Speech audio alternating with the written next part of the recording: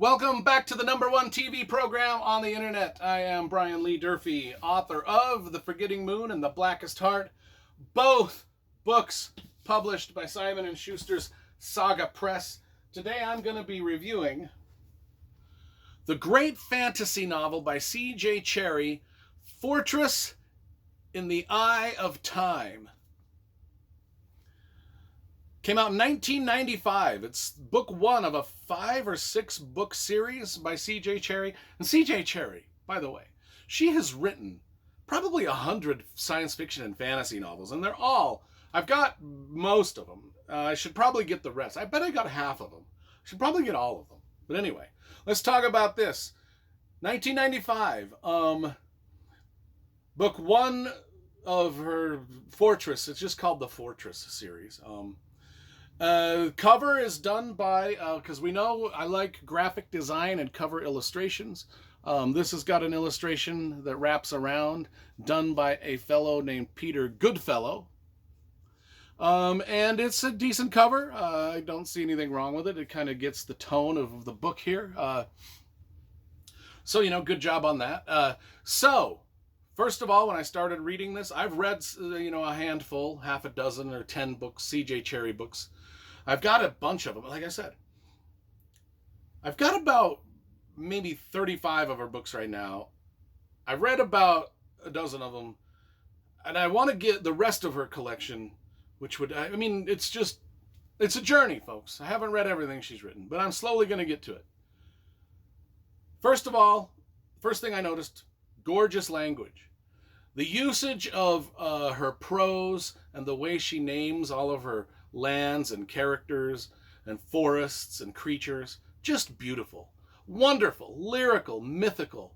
All of these are just, these place names just seem like they fall right out of legend, or whatever legend she's created here. And it's very Tolkien-esque, one of the more Tolkien-esque stories I've read in a long time.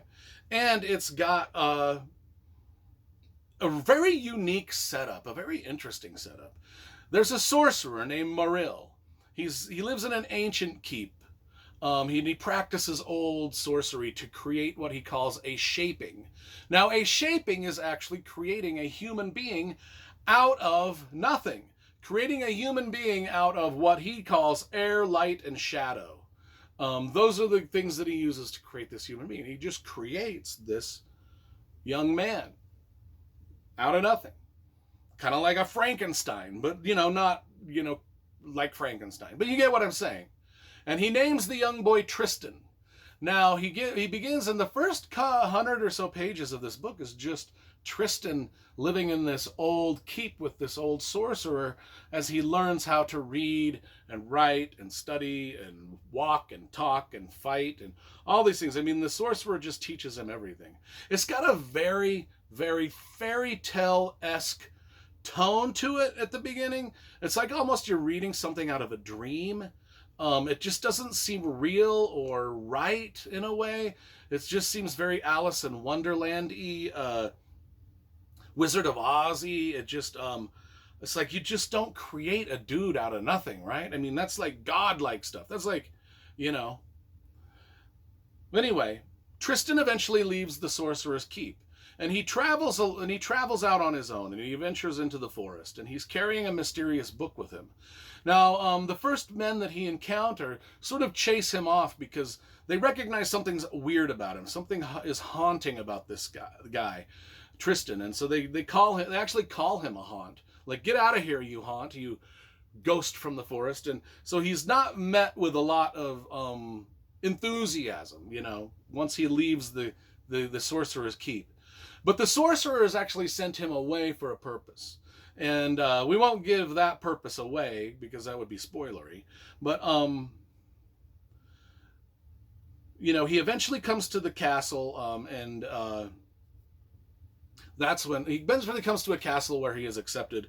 And this is where he gets involved in all the castle political intrigues. And then we go from more of a Tolkien-esque fairy tale like story to more of a Game of Thrones political intrigue, who's gonna win the throne type of a scenario, because this new guy Tristan really throws a wrench into the works of all of these kings and princes that are going along, and Tristan is, I mean, literally you can tell that he has been fated to sow distrust and discord between a lot of the other characters, especially a young prince and his father. And then we get to just see how all that intrigue plays out, and that's the rest of the book. I mean, it's like a 700-page paperback, so we got about 150 pages of Tristan just being, and they call him Tristan of, I think it's Yennefer, Yennefer, Yennefer, Tristan of Yennefer. And then when he gets to the castle and stuff, it turns into kind of goes from like a weird fairy tale dreamscape to like a Game of Thrones, like who's gonna win the throne. I think I already said that. It actually reads, this really does read, now this is, I compared it to a lot of stuff here, but this is what I'm going to compare it to mostly. It's a cross between Robin Hobb and Bernard Cornwell. It's a cross between Robin Hobb's Assassin's Apprentice series and Bernard Cornwell's Warlord Chronicles King Arthur. That's it. That's the perfect example of what it should be. It's just cool, and it's right up there for fantasy fans. I actually went in not knowing what to expect. And when I go in not knowing what to expect, that means I've got low expectations. This met my expectations and exceeded them quite a bit. So I'm going to give this a good solid 9 out of 10 for The Fortress and the Eye of Time. And if you want to pick up just an interesting, something like you've never read, a fantasy series unlike anything I've read, and I've read a lot. You know, if you followed my channel, you know, I've got a library of 5,000 books here. I have read a lot of books, and this is definitely on the unique end. So if you're interested, hey, that's the review.